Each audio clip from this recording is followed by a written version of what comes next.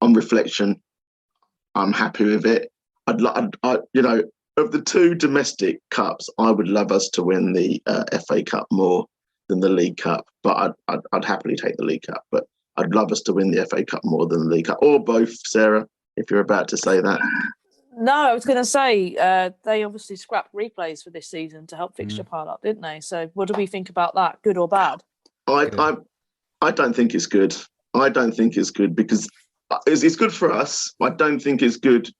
We're not the only. The Premier League is not the only league in the country. There's a tier system, and you've got the lower teams that need the income. They need the fact that actually they might have an away fixture at Man United, White Hart Lane, wherever they're playing, and they've fucking scrapped their arse off for 90 minutes to get the additional draw of getting that team back to their little ground with their 2,000 supporters or 3,000 supporters and a TV crew down there, and the extra income that generates. And so not only the opportunity to have that fixture again, but the extra income that a replay generates, and just the whole magic of the cup gets eroded because they say, well, actually, there's fuck them. Play the game in the midweek, work it out. I don't agree with it. I think that there's two. Again, it's for the benefit of the big boys and the big clubs more so than the small clubs that rely on that income and rely on that revenue. Can I agree and disagree with you? Actually, Steve? No, you can't. I think ordinarily in any other time, I think you're absolutely right. And it's more so important. It's more so important now, Lee, because the likelihood that games might get cancelled and called off, that's at all levels. It's not just at our level, that's at all levels, which means that the income that they have is going to be even more reduced. And we're saying, well, the fact that the income that you're going to have is more reduced, and that's going to happen probably towards the end of, towards February and beyond, that third round game where you might, that replay might be sufficient to tide you over to the end of the season. Mm-hmm. We're doing away with that. Fuck you. You're not important enough. But my point is that, and I do agree with you, and it's hard to reason against that. So most likely you are right, but I'm saying health over money. So in terms of this, because there's more risks, more health risks, and given all the cancellations that are going to happen 100%, across the board, that's my reasoning. But I agree with you. Then we would have cancelled. But then we would have stopped. We would have stopped now, wouldn't we? If health was the concern, then when they've discussed it today, why didn't they? If the health was a concern, then they have a 2-week break or whatever the proposal was. They'd have that now if that was the concern. So that's not the concern from their perspective. That's not the concern from their perspective. So no, I think it's not fair on the smaller teams. Okay, we're at the hour. I think just over the hour. So. We're doing okay. I didn't have any. A big quick shout out for Lloris, by the way. Lloris has been so good recently, and that last game he was fantastic. But Lloris has been so consistent, and I hope he does get a contract that they've been talking about. We need to be quick. I think we do, and even if we do get another keeper, I think we need to get. I'm not really keen on keeping hold of Gollum, whatever his name is. But keeping Lloris, I think, is a must. Even if he's part of the coaching team as well, going forward, I think he's a key player for us. He's not captain for no reason. Yeah, if we're giving shout outs, can I give a shout out to Royale, because I thought he was shit when he started, but he's turned the corner in my opinion. He's turned the corner in my opinion, but also it might be the same as Sessegnon because he's playing higher up the pitch. But hey. I think he's been fantastic recently and playing with a higher intensity, so that's really good. Okay, so I haven't got any on this days, so we'll jump. Oh, sorry. I was saying West Ham. Yeah, we're going to get to that. But just a quick thing about Sonny. 300th appearance on Sunday. It was 115th 115 goals in that time. You know, I think he's been fantastic, and he loves playing for the club. So well done to him. Can you remember the hoo-ha that went on social media when we signed him, but we didn't sign Saido Berahino? Can you remember all that? Yeah. And where is he now? You know? Typical, isn't it? Okay, so let's quickly then. So Wednesday, Carabao Cup. We're at home. Predictions, Sarah? We're going to win. I think it's a good time to play them. And I think if we do what we did against Liverpool, and that is just go for them at the back and put them under pressure, they're going to make mistakes. So I'm going to go with a comfortable 3-2, believe it or not. And I know I said comfortable, but I feel like we'll go clear and then they'll just score quite late and it'll be too late. 3-2, that's cool. Like saying an Iron Maiden is comfortable. I think we'll be clear, and then I think we'll be clear, and then they'll just score right at the end to make it look closer than it was. There's my prediction. Yeah. Okay, so, and by the way, talking about that, if you haven't checked, they've released some like travel updates because of COVID. So if you are going and you're listening, make sure you read it. Yeah, I think they're saying reduced service on the trains. Cool. Thanks for that, Sarah. Lee? I'm going to say 3-1. I think we really are raising the game. I think we really fancy this game now.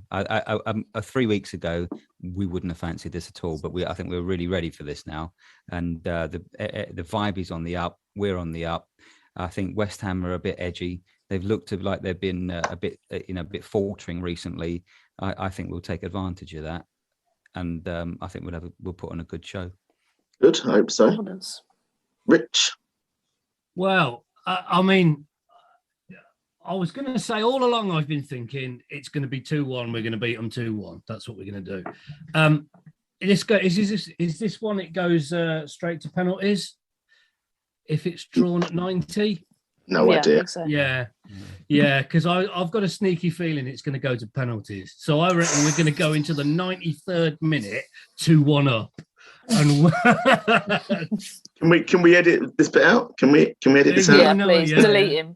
Yeah. So there you go. So I'm going to give you a prediction into the 93rd minute that we're 2-1 up, and I'm not going anywhere further than that because I don't know. You know, we've been here before with these bastards. I'd love to see us burst their bubble. You know, I really would.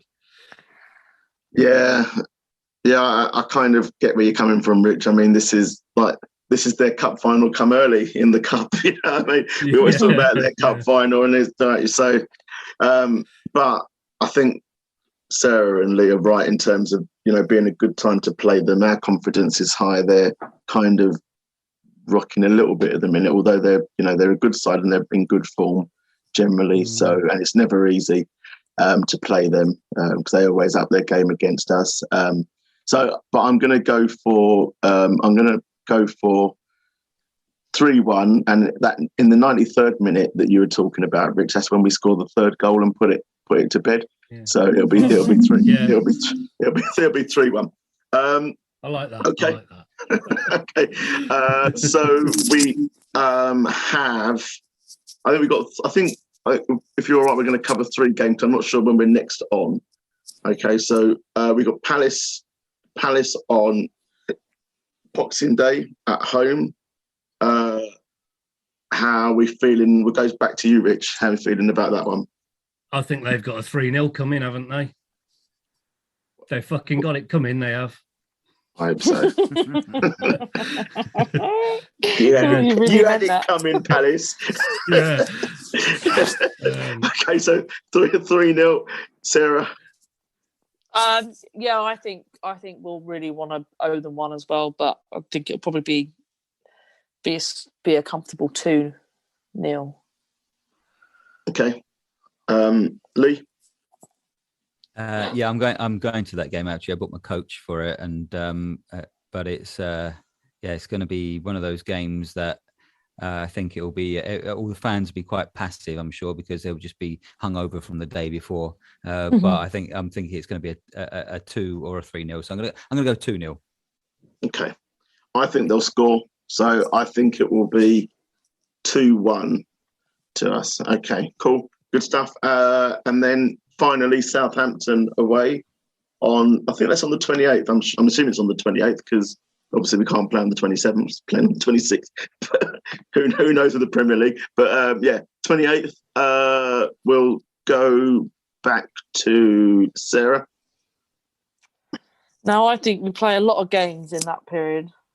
And if we don't limp against Crystal Palace, we'll probably limp in that one. So I'm going to go for a bit of a tighter 1-0. Just get over the line. Okay, good stuff. Be the aim of the game. Cool. Rich? 2-0 there, I think. I think, they seem to be a side that if you work them out, don't you? I think Conte's going to work them out. But I think this might be, I'm not going to say, we're going to put 3 or 4 past them as well, as much as you think we should, because like you say, that'll be the 3rd game in a week. So yeah, 2-0. Okay, Lee. I think they'll be knackered as well. But I'm going to say our fitness levels, as we've been improving recently, are going to show. I'm going to go 3-0. Okay, good stuff. I think I'm going to go with a controlled 2-0 in that game. I think we'll have too much of them, and they're struggling at the minute. So hopefully we'll take them apart. Cool, good stuff. Okay, thank you everyone. So quick shout out to Redemption. They were shut yesterday, trying to keep everyone safe from this Omicron. I'm not sure what their plans are for Wednesday or Boxing Day. Just have to keep an eye out on their socials as to whether they're open or not. Quick shout out to We Are Tottenham Pie and Mash as well. Hope to see a lot of people down there and then in the upcoming fixtures as well. I know they're doing a good trade and getting very popular. So long may that continue. So it's good stuff. So just lastly, don't forget to like, retweet, rate and review us and subscribe wherever you listen. That helps us to grow, and hopefully we'll get some guests on for your delectation and your amusement. And lastly, obviously, just want to wish all our listeners a Merry Christmas or a Happy Holidays if you don't celebrate Christmas, and a Happy New Year to you all as well. If we don't get on between now and New Year, if we do, then we'll wish you Happy New Year again. But until then, Coys. How about you, Spurs? Coys.